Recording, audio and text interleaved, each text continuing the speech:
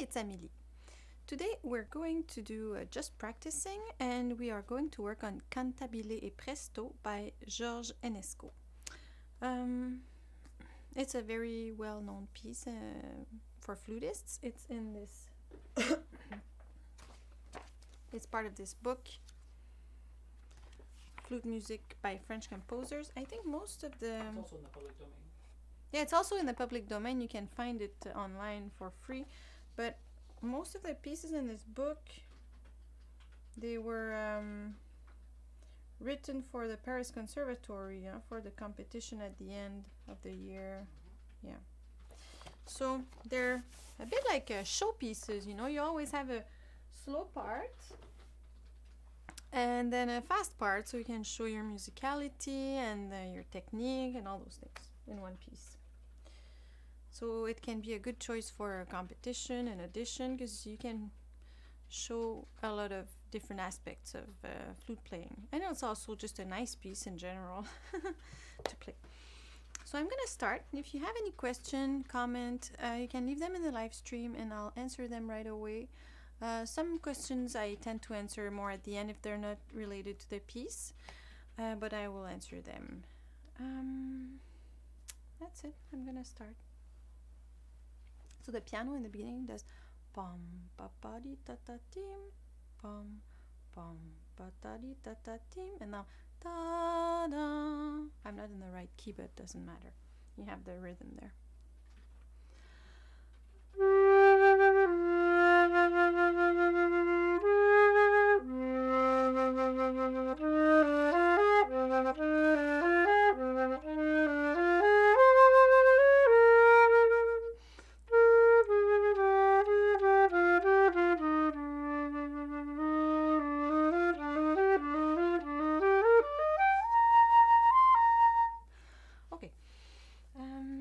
First thing, you know, with that piano rhythm, pom pa pa di ta ta tim, pom pom.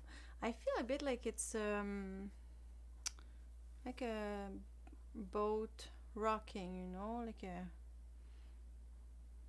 That's how I feel it. You know, it's very on a nice summer day in a boat, and you're relaxing, and it goes pom pu tu di tu tu tim. Yeah, on a lake, you know. That's how I see it. So it's calm. Cantabile means singing. Cantar is singing. Expressif et lié means expressive and legato. And you can play with the colors a lot in that piece. Yeah. I'm just gonna see Andante. Let's say I play. Bit fast.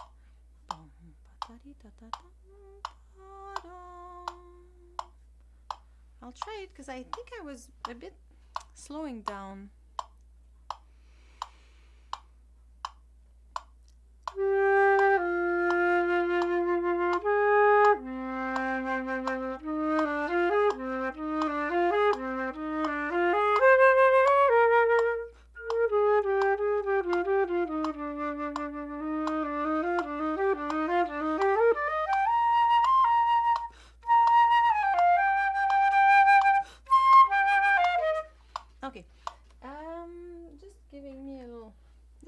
Just to get a little bit of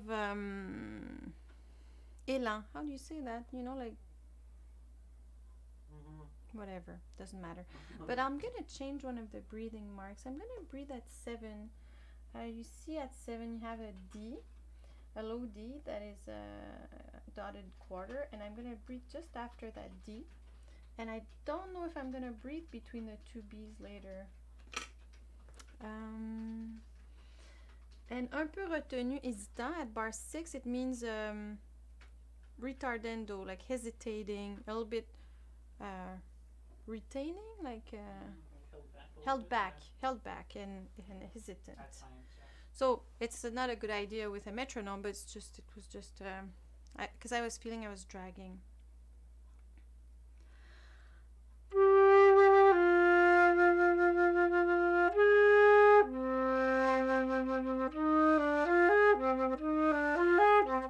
You see here, I'm gonna start a bit softer on the first one because you have 3 times the same thing. I don't know, should I do for like more loud and soft and loud again, or do a crescendo towards like start very soft? I'm gonna try both.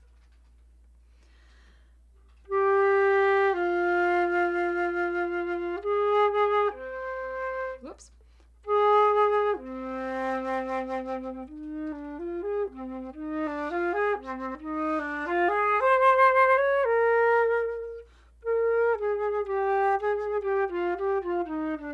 That was nice.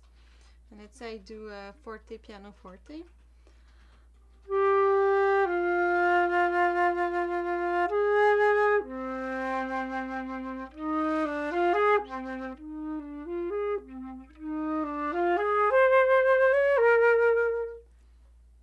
I think the first one was nicer. What do you think? First one? So I'll do piano, and then mezzo piano, and then mezzo forte. Okay. So that's settled. I'll continue now.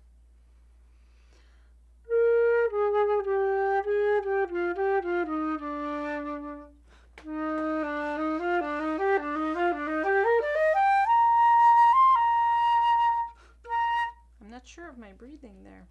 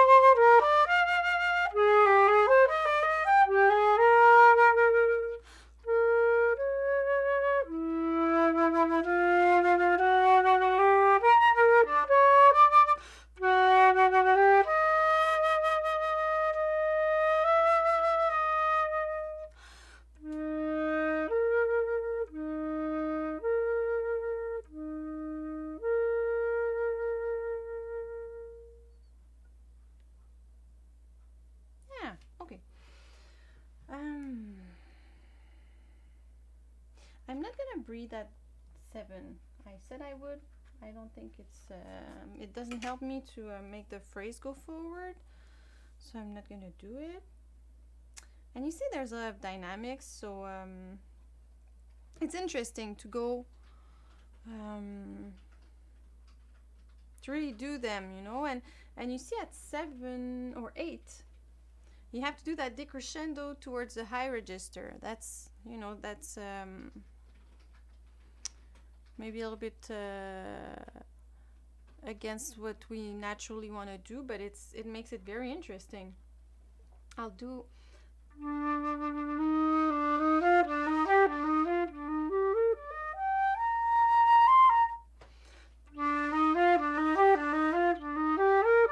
I didn't do it well.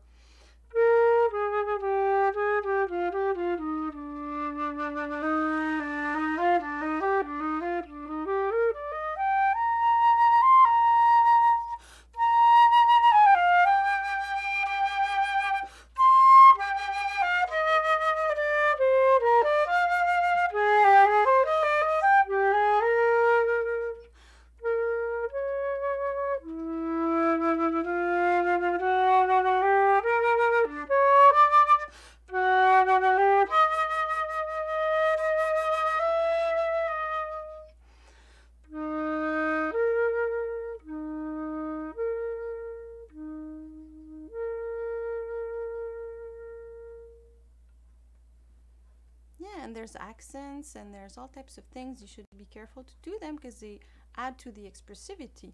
Of course, you might want to practice a little bit with your tuner, because doing all those dynamics and those accents might affect the intonation a little bit, and you might want to just look into it just to be aware of what are the tendencies and be able to control it a bit better. Is there any question? No, nothing. Everyone likes it. Okay. So I'll go from 19 now. Then you have a court. You see what's written here? Court at 19 means short. So you have the fermata, and it just means short fermata. And then the piano starts again. I think it's the same time. Yeah.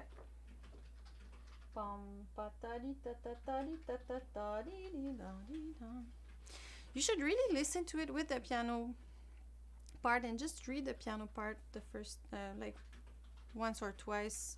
Really put your attention on that.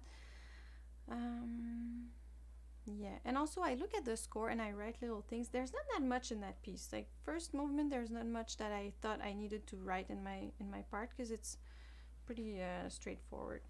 It's very romantic like music. It's very It's not that difficult to put together, but I wrote little things, but I'll tell people when I get there.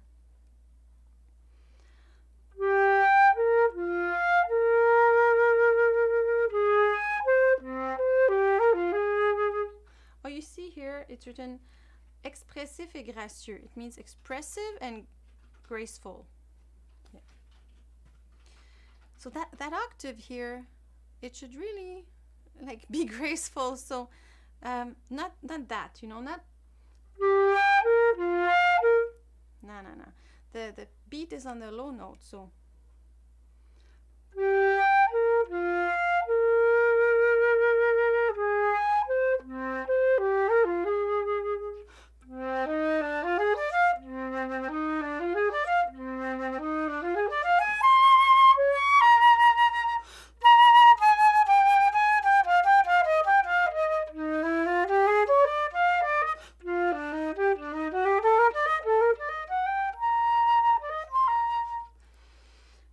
Here at 23 you have appuyé. It means Nicolas, appuyé, it's like when you push, yeah. Like it's like a bit heavy, I guess, you know. It means yeah, it's tenuto, yeah. And you see that graceful thing of going da da da da da da da da da da, and you get in the high register and it's all soft and everything. You have that again at 25, so it's really a signature of this piece, you know. I'll go from 23, the anacros, the upbeat.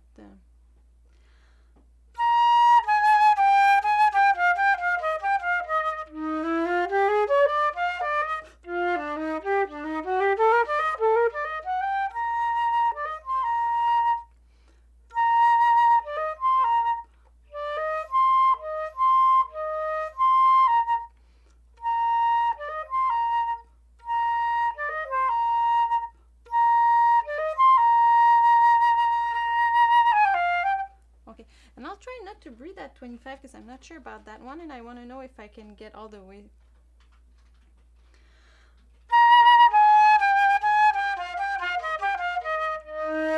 Sorry.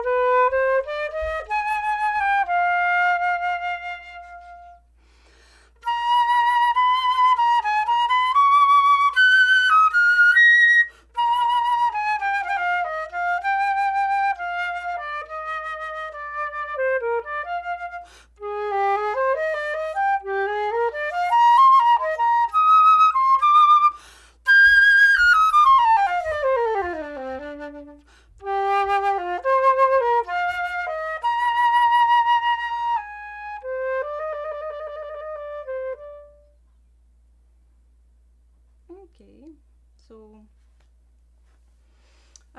it's the same type of thing, you know, being precise with the rhythm. Poco animato means a bit faster at 32. Did I do it a bit faster? I think so. Yeah, not that much. I could work on that. Yeah, and you know, the accents and all those things, but they're not accents like it's still a slow movement, so you have to be. It's like boom, you know. You're not playing Tchaikovsky 1812, you know. But still, you want to put emphasis on those notes. I think it's straightforward, but I'll do it again at 32 just for the poco animato. I'll do just a little bit before that.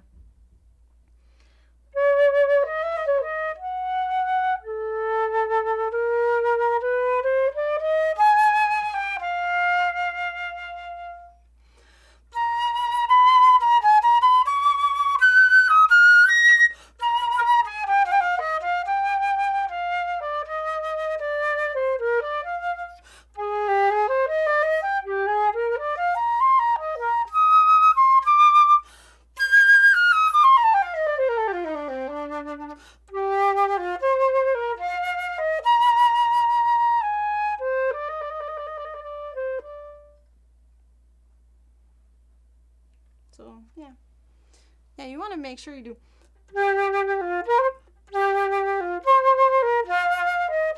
No. Just, it's just a question of being aware of what you do and putting the accents in the right spots and so.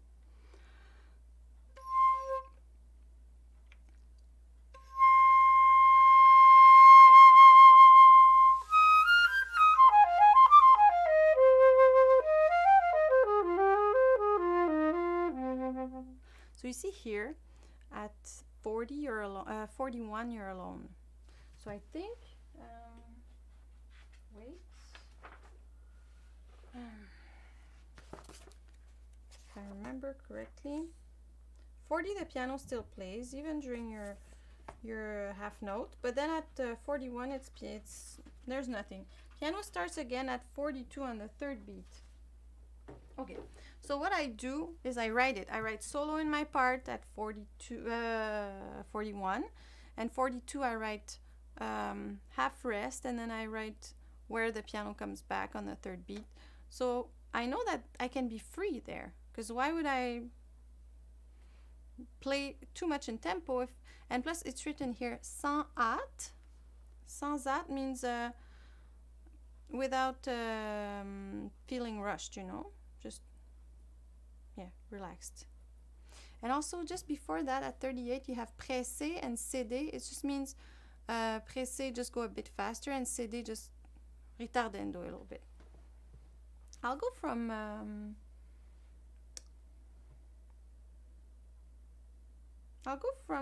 37.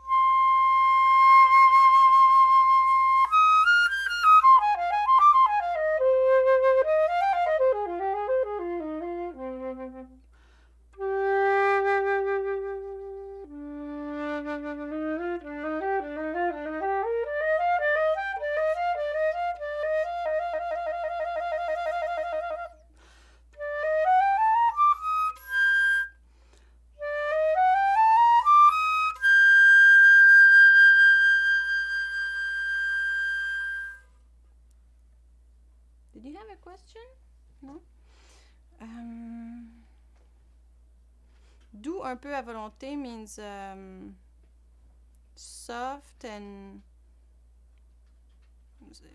going with your will, your own will, your own free will. And you see at the 41 you have 10 on the, it's written 10 over the C. It's tenuto. Just hold this note a little bit longer than the other ones. I was not very happy with my high C there at 40. Oh, when I don't tongue it, I think it's nicer. So I think I'm not gonna tongue it. I go.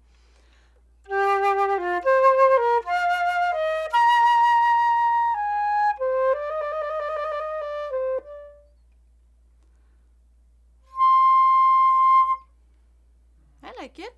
Only that high C, and not everything. I tongue the other stuff, but that one I think I'm not gonna. Like it. Yeah. So. No. You see here, I did my retardando a little bit too soon, and it's kind of, I was phoning the audience to say, hey, I'm gonna do a retardando and I'm gonna surprise you soon. So I'll do it again, and I won't do it as soon. I'll do it really at the very end of the bar.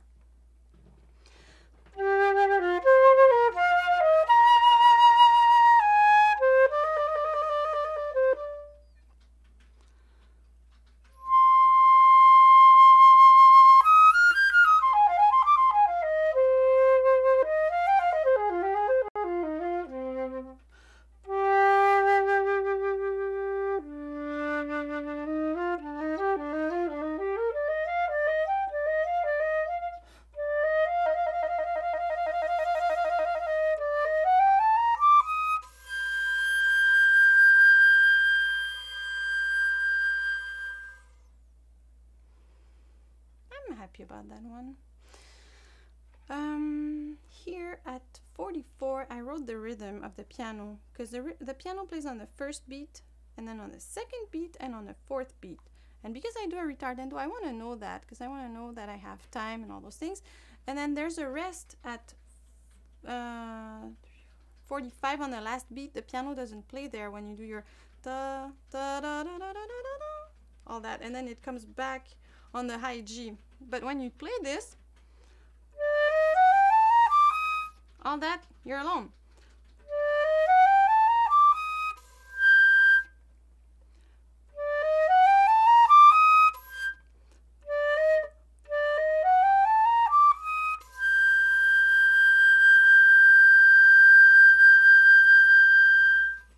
Yeah, and I try to move, like, to vary my vibrato a little bit, not make it too robotic. Especially on a long note, I'll vibrate and then I'll stop, and usually I'll listen to what the piano's doing and make kind of a conversation, you know, so we're interacting together. Yeah. So that's good for that movement. Yeah. How can you play the high B? I struggle. Is there some high B's there? Like this high B? Maybe. I think so. No, B. B? B? There's no high B there. Maybe it's just a general question. There's high G's. I don't think it goes over. Question. I think maybe it's a general question. We'll hit that later. Yeah, I'll answer that at the end. Yeah. Okay. Then the fast movement, a lot of double. So even in the first movement, even if it's a slow movement, you still have technical things, you know, if that are a bit faster. And the thing is, they have to sound easy because you're in a graceful slow movement, so it has to sound very graceful. It doesn't have to sound like you're working hard. So really work on those to make them seem easy. That's the whole point of it. And you might have to work on them a little bit more than the rest, and you can, let's say, you can do them sometimes as a mirror, you know, going, let's say at 22, you see here.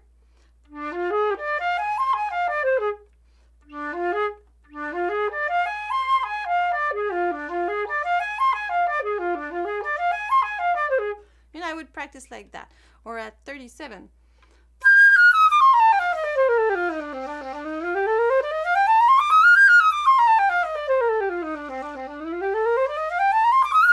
Stuff like that, you know? You said high B in bar 33. 33. Oh, no, it's a G. Is it? No, it's a B flat. Sorry.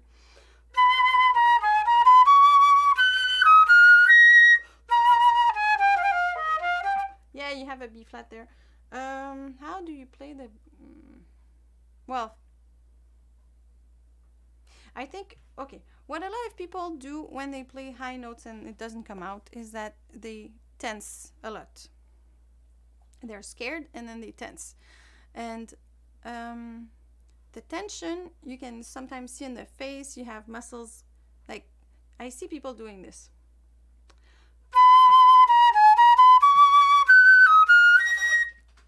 Like this, because they're so scared. And the tension here is keeping you from hitting the note, but it's not the cause. It's a symptom of your nervousness towards that note. You have to learn to let it go, let it be, just not try to control it so much. That's something you have to work on for, like, it's a whole lifetime thing. But I think you should look at yourself in the mirror and see if there's anything going on differently, because I don't think I make a big difference between my F and my B flat. Usually people work too hard or close up. Keep everything open, the mouth open, the throat open, the embouchure, like the angle with the flute. Keep everything open and send a lot of air. The hole here, not like, still a good how do you say, focus on the embouchure, on the plate, so the air is in the right spot. But if your other notes sound well and this note doesn't, it might be because you tense up. And I would say maybe try to visualize yourself doing it right, and then do it, and then visualize yourself. You might even visualize yourself not doing it right the first few times you try this exercise, and then after a while you'll be able to feel it, because it's a body thing you have to feel. Is there anything, because you were looking at me? Yeah, okay. So maybe try that. It's always difficult to give advice because I don't see you, but I can go with what I see the most. But maybe tell us if it's helping. I would be curious to know. Okay, now Presto. 132.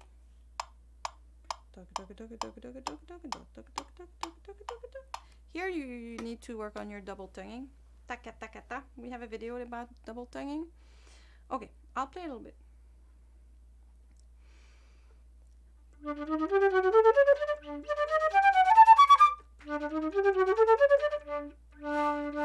I'm not happy with that low note. I have to let it resonate.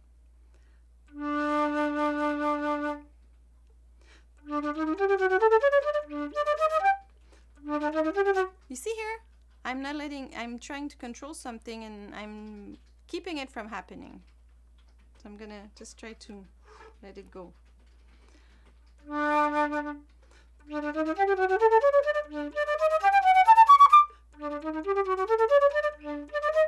I'm not sure of what I want there, I think.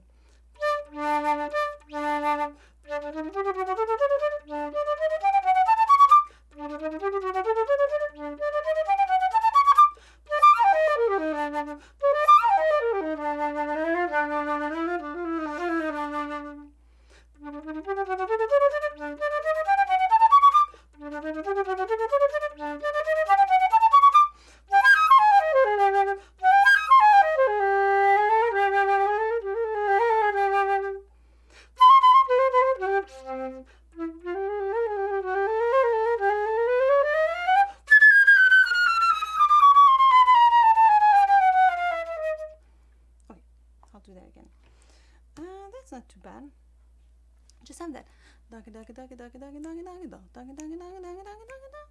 I think I overthink it. It's just one note.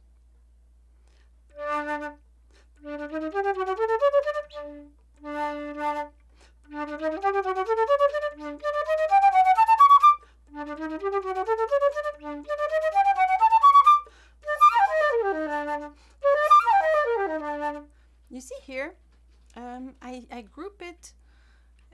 Here it's easy to group because you go first group, second group, you know, because it's the same exact notes but at another octave. So it's way easier for my brain to think about it like that.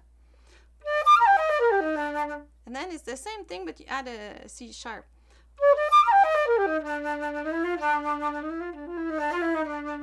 It's important to do those little crescendo.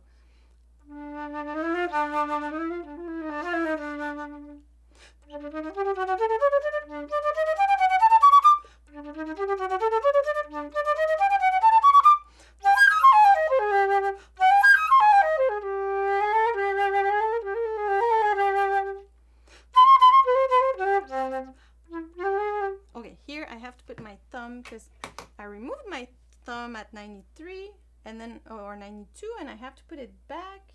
So I'll write thumb in my part because I forget and then I'm late. And I can't be late because the piano is like boom, choom, boom, choom. I'm gonna take from 92.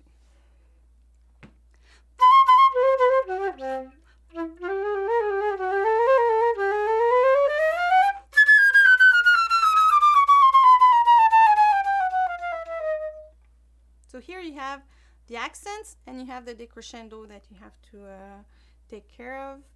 Yeah, so you have to do those. I think it's a bit mysterious, that part of the piece, you know, and it's light. Léger means light. So Some people say it sounds like a butterfly flying around. yeah, it's true. It's graceful music, you know. Okay, I think it's straightforward. It's just that, oh yeah, when you start practicing that, you might want to practice it also upside down, the double tonguing. So you might want to do kata kata kata ka, like this.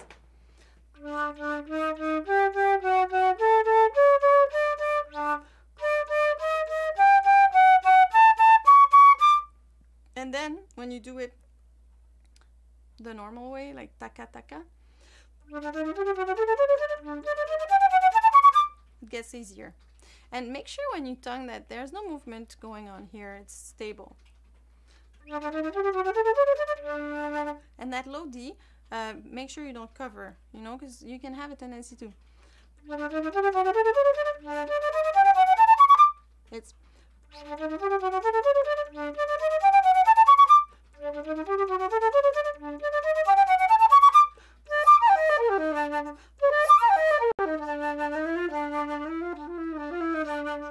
And personally, I feel it in one beat per bar.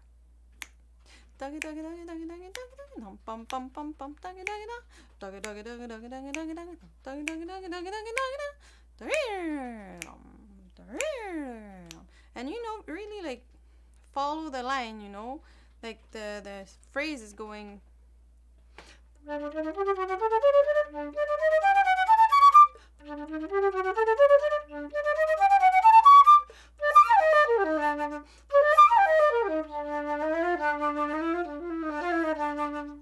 Like that. Okay, so I think I can continue. Also, at 99, it's a bit tricky that da da da da da da.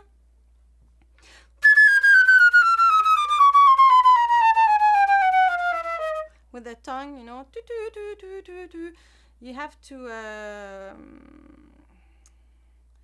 First, I practiced it all slurred.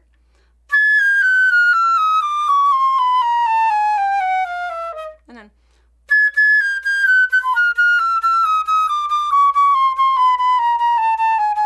But I feel that those accents, they help to stay in the.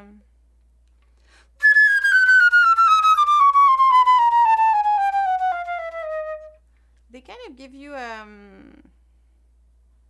something to sit on, you know, to make sure you rest on the right place, and it makes it easier if you do the accents there, I think.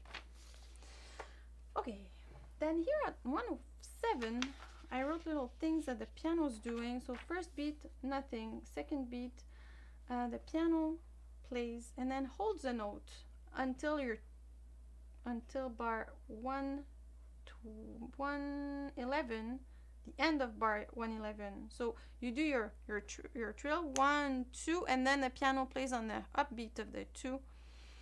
1 2 3 pom, and that's it. You should really check in the piano part when you play that for 107, because when you know that, maybe you'll feel a bit less nervous about that part, because that part, it's a bit tricky for the fingers, but I'm gonna play it.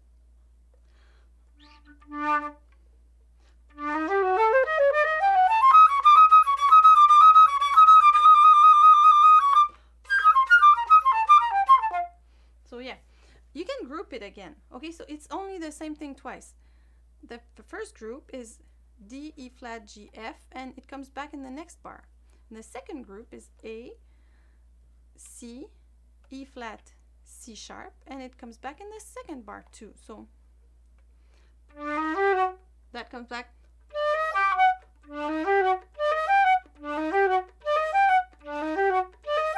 That's the first group, first beat. And then the second group, 107 and 108.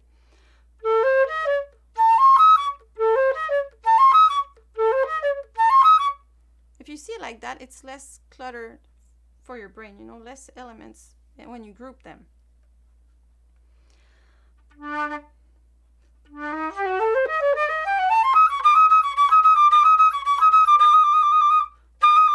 I tried to give a good accent there on the trill.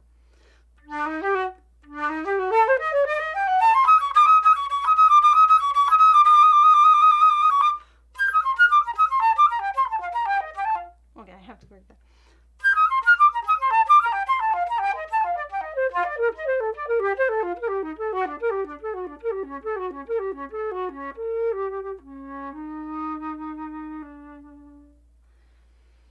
Okay, so there it's the same thing.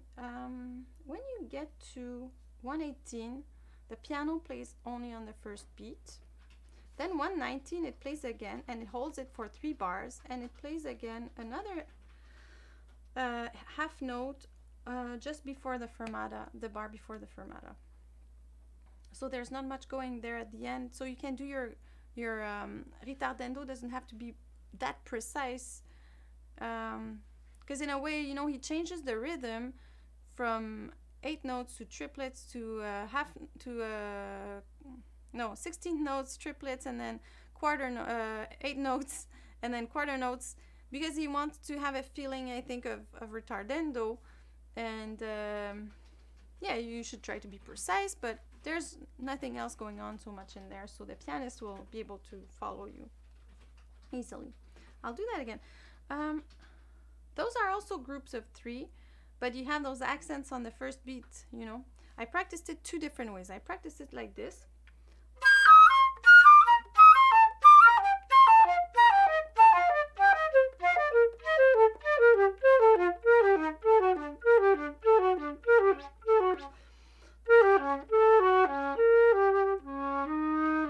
Okay, and then I practiced it like this, even like taka taka taka ta, and I really try to feel the beats.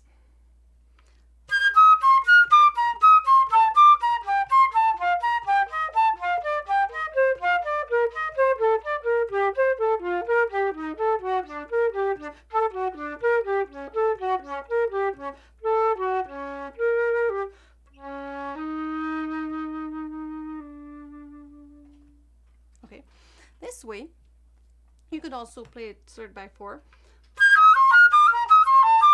or just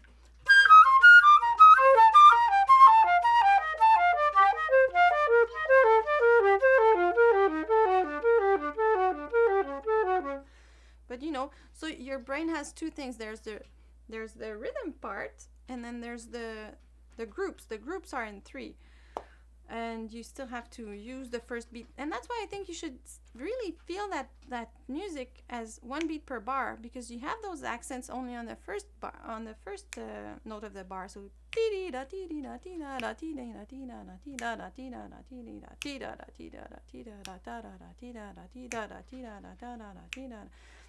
you know, you have to feel that like a little machine. I like that part. Okay, I'm gonna practice it again. Piano.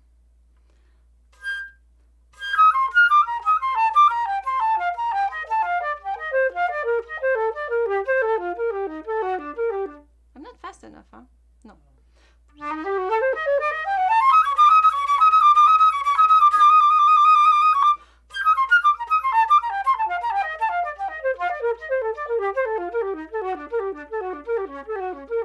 Whoops. I'll do it again.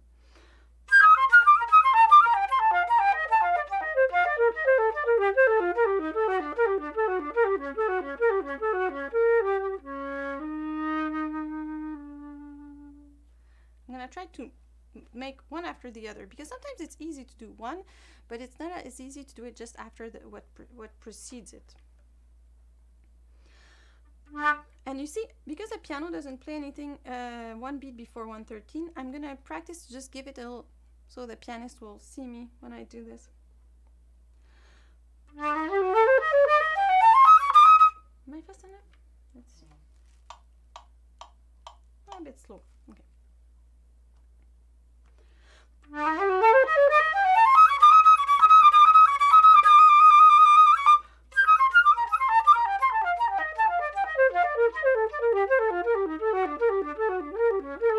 Ah, I think it's because I don't breathe enough, and then I feel all, I'll do it again.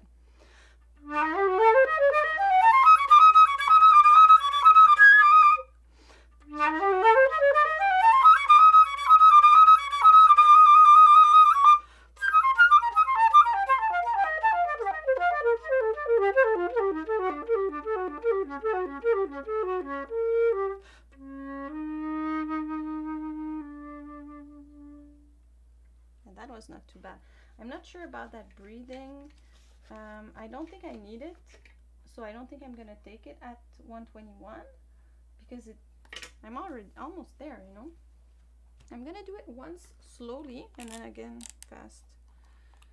When I feel that it's difficult to keep control of my fingers and everything, I do it slowly and then I do it again fast, because when you play slowly, you know, you get more control.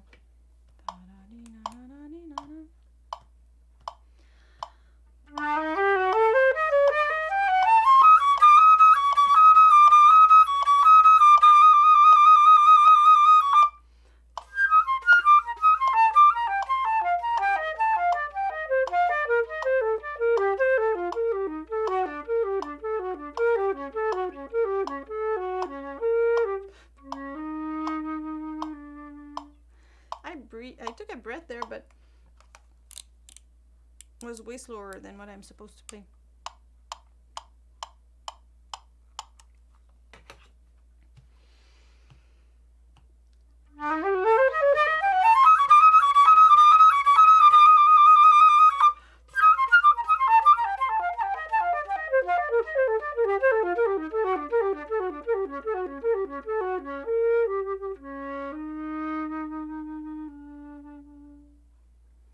So I'm not gonna take that breath. And then the theme comes back. It's mezzo forte.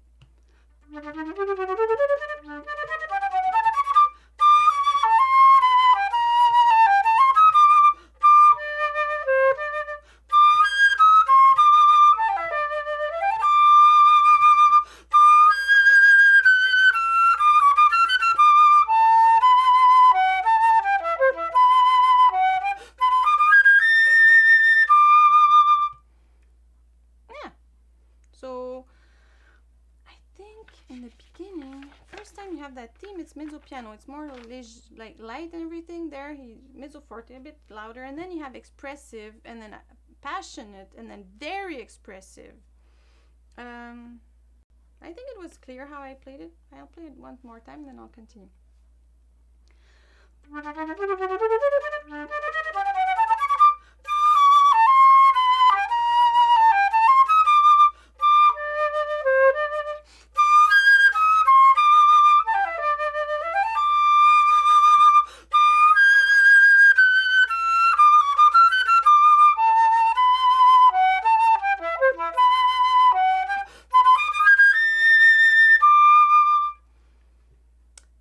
I didn't take my breath at the same place that's written in the music.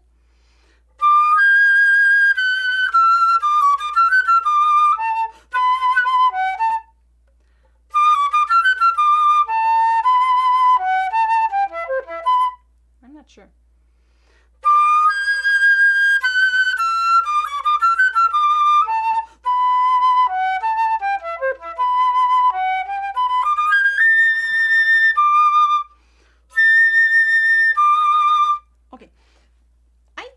Take that breath at 142, after 142, because you have a change in the dynamic there, and taking a breath will help me to do that, you know.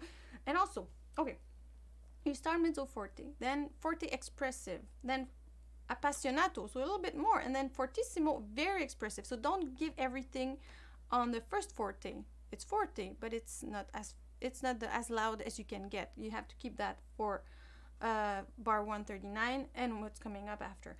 I'll take from bar 139, then I'll take that breath and go mezzo forte, and then I'll do that crescendo, and I'll be very careful to keep my fortissimo all the way until the end of my D.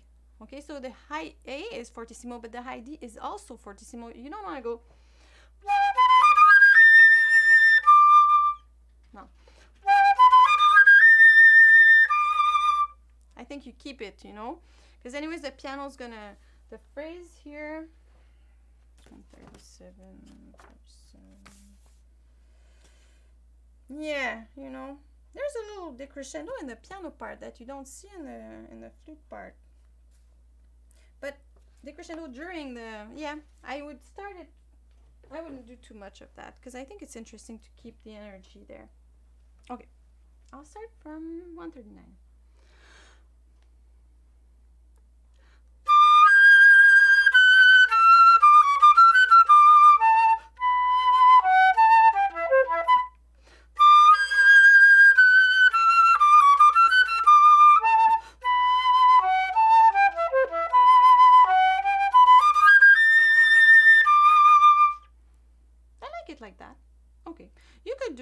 crescendo on that D, but not too much.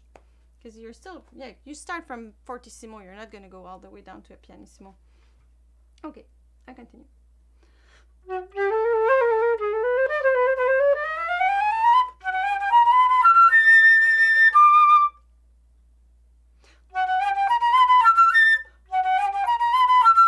I think those accents, they help, you know, to keep with that tonguing, that again, ta-ta, hata, hata, hata, hata, ha. It's not that easy, you know. You might have to practice it slowly and increase the tempo gradually and all those things, you know.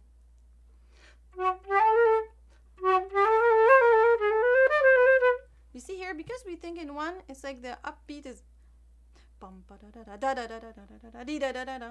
You know, you get a little a bit like more folkloric type of upbeat, you know.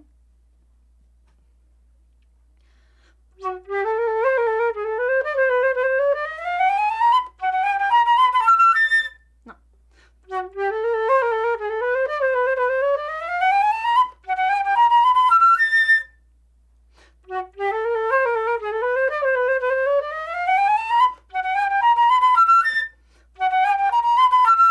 Ah, yeah, like that.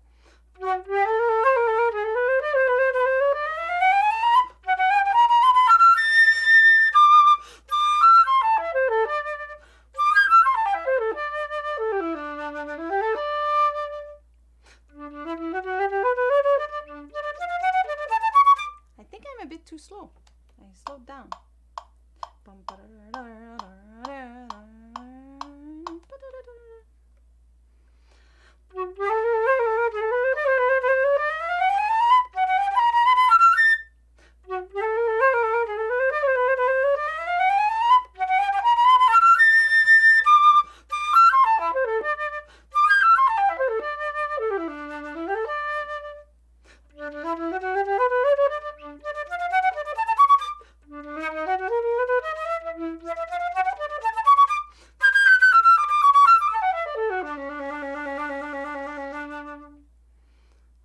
Okay.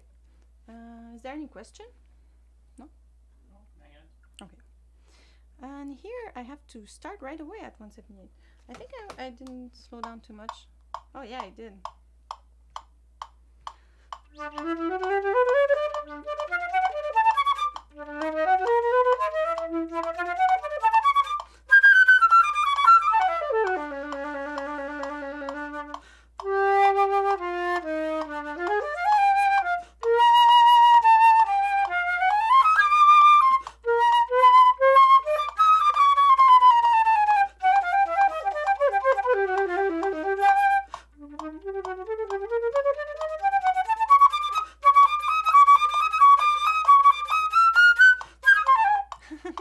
Okay.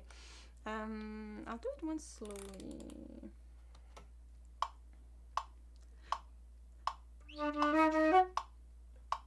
Oh yeah, there's a change of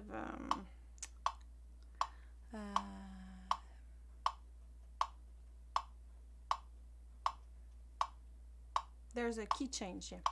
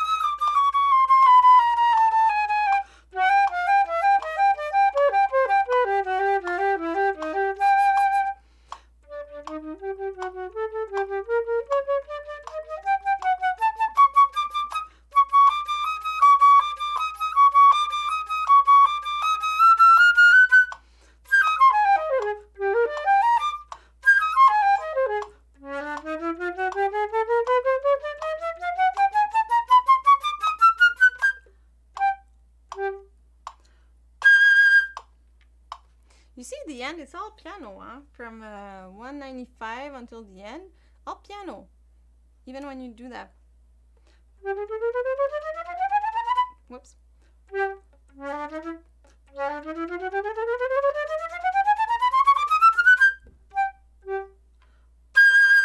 And then just the last note is forte, so you have more of surprise. Okay. Give myself a tempo. I won't put the metronome. I will practice it with a metronome. I'm playing that in concert in 2 weeks, so I'll practice every section to different speeds and all that stuff. I usually go by section and then I play it a bit slowly, then middle, and then fast. Sometimes I change all the, when I practice all the slurred things detached and all the detached things slurred.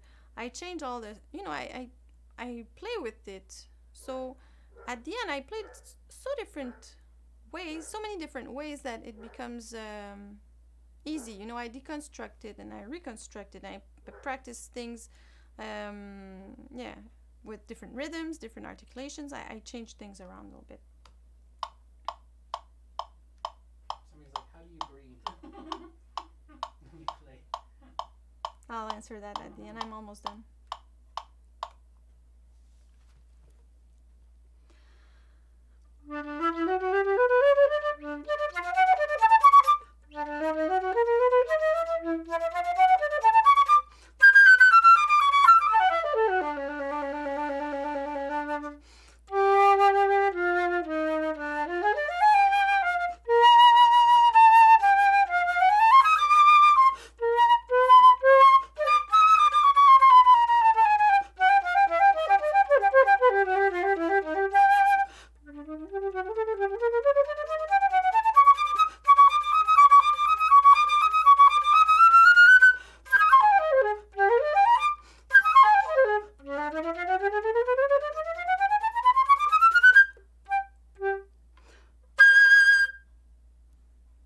About that one. I wanted to say, you have other places when I said you can group things, you know, like 174, you have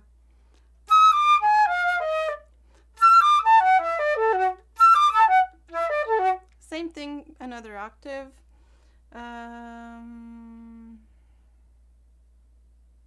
Even like 180, okay, you have, it's the same thing, it's just the rhythm is different, but it's D, F, A flat twice. You have a lot of those things in this piece, so try to find them so it's less for your brain. Also at 202, the piano starts playing triplets.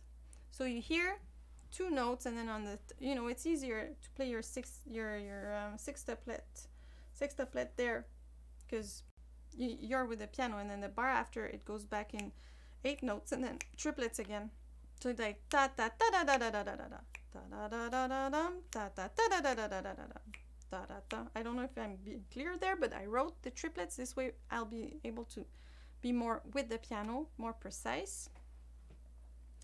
And also another thing I tried to do, I noticed I have a tendency to slow down in this piece, so I don't know if it was something obvious, but I was trying to push myself all the time to get back what I might have, you know I might have slowed down, so I was trying to push whenever I could to fight that. Yeah, so I think that's it. Sometimes someone asked how I breathe. Okay, so I try to do as little movement as possible when I breathe. So some people open the mouth a lot, and then you change your whole embouchure, and then you have to put it back, and you lose a lot of time doing that. So I'll give an example. Maybe I play.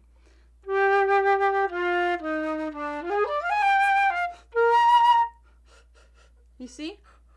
But fast. Yeah, quick and fast. Yeah. It's like. Yeah. But I don't open the mouth. Yeah. You know. Yeah. So you should practice in front of a mirror, and you can put your finger there and go. And try not to move too much here, because if you go like this, then you have to put it back. You lose a lot of time, and your next note will probably crack as well. So you go.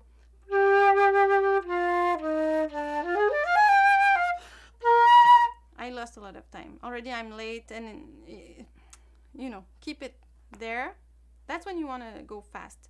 When I have more time, sometimes I breathe through my nose. And I saw that someone asked a question about that in one of the videos. Oh, should we breathe through the nose or through the mouth? I had teachers who were saying always through the mouth, never through the nose. Like, I don't like those types of always and never. When I have time, sometimes I breathe through my nose. I like that. Personally, I like breathing through my nose, so I do it when when there's 2 beats of rest, and then I go. But if you don't have much time, the mouth is way faster. Of course, it's more efficient. So keep it. Don't open the throat, but not the mouth itself. And then let everything open, and keep everything open here, and let, open here. Breathe in 3D.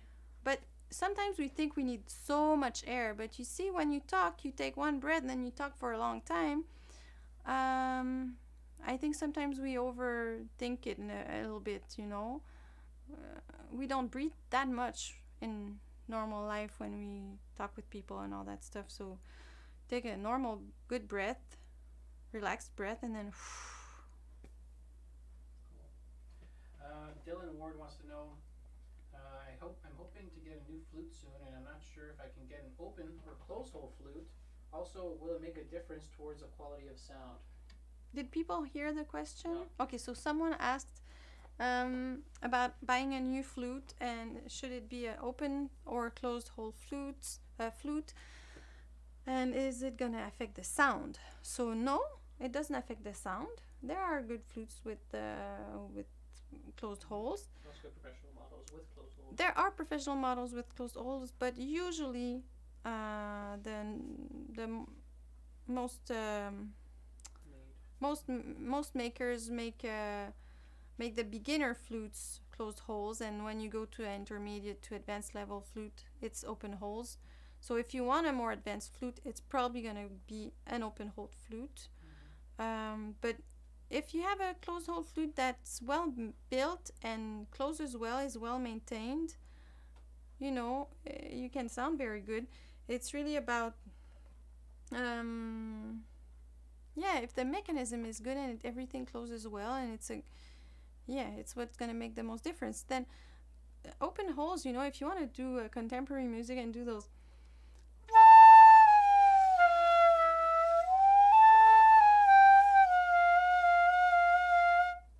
you want to do little glissandos and stuff like that, it can be practical, but there's even very great flutists that have closed holes and do that.